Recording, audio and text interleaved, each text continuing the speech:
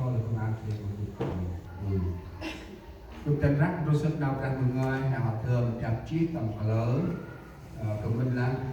môn áo hè chưa ở đây chiếc mơ môn trên phút chi chỉ là môn áo hè quầy là chi hồn từng rồi cái mà hẹn chặt rất xuống nha đằng nào ra người ngơi tầm đu xuất nào ra người ngơi Ephesos cũng ngoái tròn chiếc mà pram tất cả sức mà mẹ lạc mà hẹn ra gần hẹn quay là lời này giờ nấy chỉ cực tăng nào cho khẩn mày leo mà phải đạt Giêsu chỉ nào rong khẩn mày đạt phú đã lẽ ngôi vùng trọt quay chỉ đi cướp mà gió khẩn mày tầm bằng này mà bằng đu ở quay cả kích mà khẩn mày tầm nào bước sau cứ qua bờ mà bằng đu chỉ đi mà phải đạt suy hè chỉ bước trên cái mắt ân huyền đó mà nào kích minh mà nào an chi lý nào tầm con mà thằng mày cây má kích nào phần quay đóng tầm chích màu ha cái nó cười giờ bừng lại này chi này chi đi cây mà son an còn mắt mà huy mà nuôi hâm phải mấy cây mà kít nào cặp cân mà nào bằng quá là mong chỉ lý nào kết rong mà chắc đơ chỉ mang bằng pháp ân mà phù trọt lại chỉ lý kít nào chơi bắn mồ đầu tu động khi mà phù hè ân kết nào nó chỉ tết ngàn nhìn tên năm nào chơi hay nào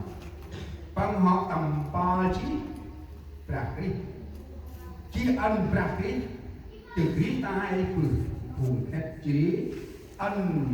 bằng phúc bài phàm ma bằng nớm tập trầu trên một chân rồi và xin mong ngoài trái lên mà lại ngôi nào tươi nào chắc quanh nào tán nào chỉ cả má chỉ đi mà lẽ ngôi mà mong khu tươi bước màu tí có nói là nấu cá bao thừa mổ bìa lá nóc mà nấu cần được ông bằng thơm chỉ lẽ ngôi bom bá tầm thương chưng prakrit chỉ đi ăn mà prakrit chỉ khô bằng như prakrit vùng nghĩ đang đối chiến sắc chân mà prakrit khi nào tông tông rinh mà nợ mà khum lẽ tê chỉ tầm lẽ là ngồi được hè quanh tầm tương đống chỉ đi rắc tròn tóm tầm ban tiếng nào ngồi chân hè cực rìa thầy rắc tầm ban tiếng nào ngoài nào nách nào dấp thì nào nó chỉ được hè đó thì câu trong nào đặt ngoài tức là dần thì là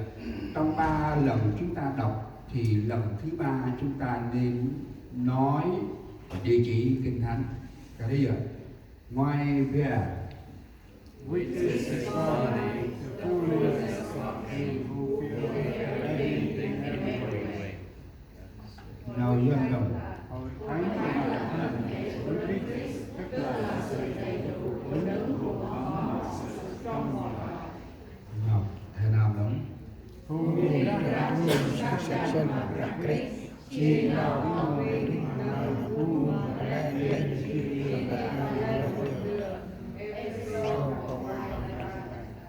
hai tụi ai mà cùng sao nhớ mà đang đủ bước Yesus khi con trai mà mấy chi buộc mà nghĩ đang đủ ở ngoài mà Yesus con phụ con chỉ sát chân đó là con phụ con chỉ sát chân tầm ngoài ra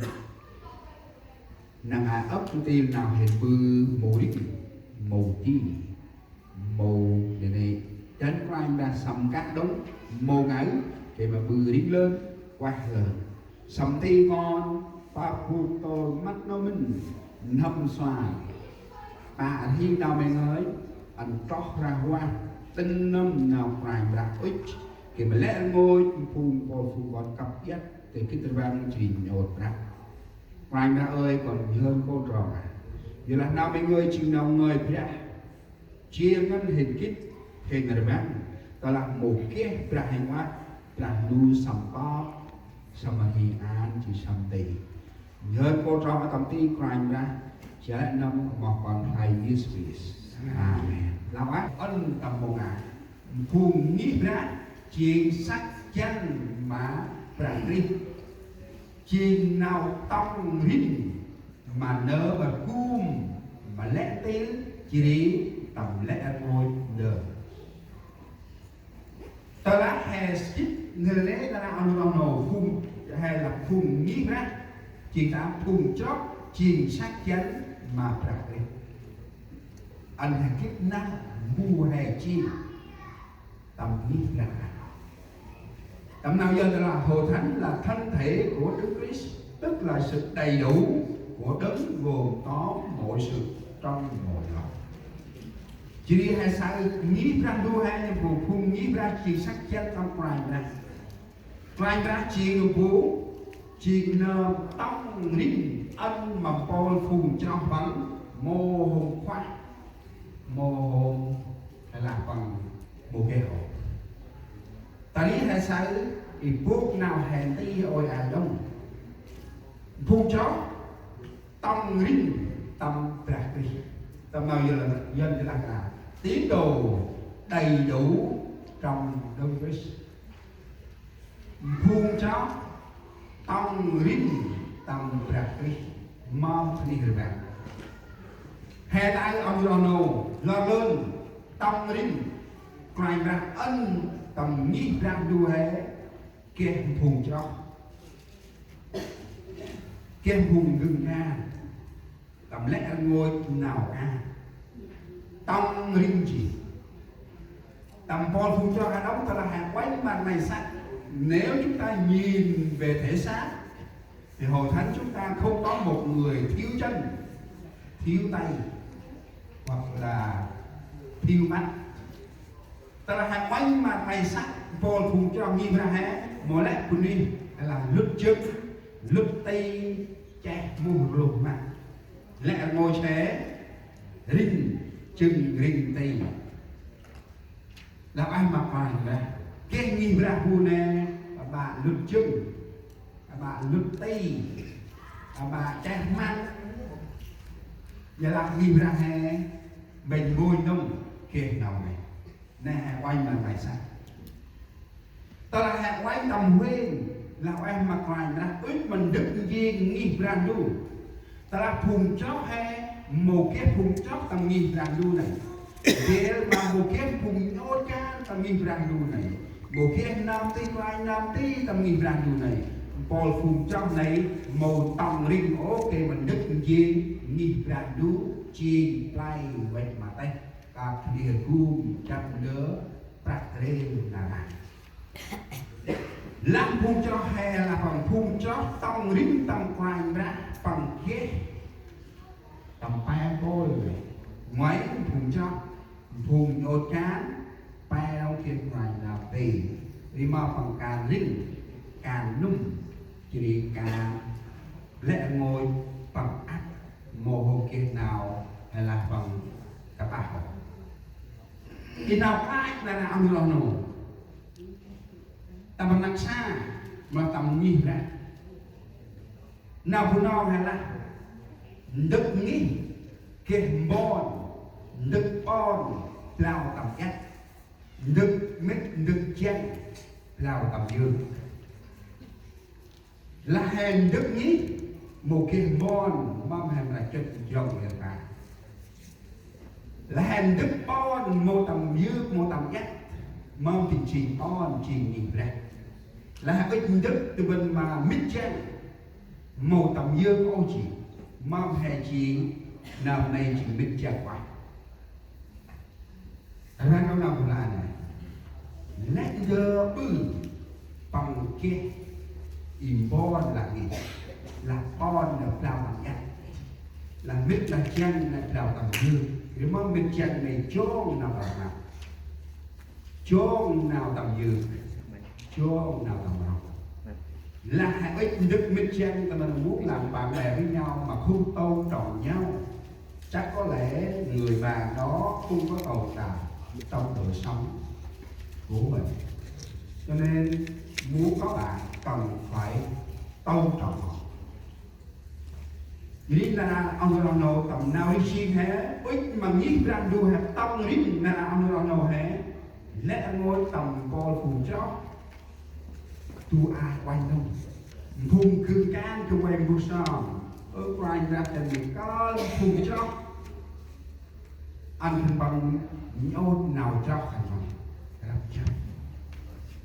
cứ mua sao đâu mà phùng cứ can này tầm áp tới cứ mua sao ở quanh ra gần gần lúc có phùng nhốt can thành bằng lẽ ngồi phùng nhốt can anh nhốt can thành bằng riêng đi tầm áp tới thành bằng ca mà quanh ra ini kebaik bersama tadi. Dalam tenggang dan terduga puncak hera tam rinji wajib ialah khai là em bol puncak hera nữa nào khai tầm hè cái là puncak hè màu bự các mà hè đức nhị một cái bò đức con hay khai một tầm nhé đức minh đức chén hay khai một cái tầm dương đó là cái điều chúng ta sợ nhất khi chúng ta làm cái điều gì mà chúng ta không chịu về trước một anh là trên thần đủ có nghĩ rằng đủ hẹn tắt ra bằng tất chất mà tham năm làm ốc tiêu nào tất là khả năng bay chỉ cướp rồi được dù trong 18 năm không phải là một con đường hay là bằng một con đường bằng phẳng để chúng ta bước đi để gây dựng hội thánh của Chúa Trời tầm chức mà tham năm nay không sao thì ấp tê nào kia là khả năng bay chỉ cướp rồi chúng ta làm một nổ ít mà nghi rằng dù hết truyền phùng cho ông riêng tầm nghi rằng dù đấy tầm áp nào hè dù ai nào quay hãy cho thương ngoài phùng cho tông riêng tầm ngoài đã truyền phùng cho ngân nào cho leo mặt ngoài này đó là đầu tiên thứ nhất là chìa khóa cho hội thánh chúng ta tín đồ đầy đủ trong đơn vị là tín đồ đặt đức tin hướng về Đức Chúa Trời.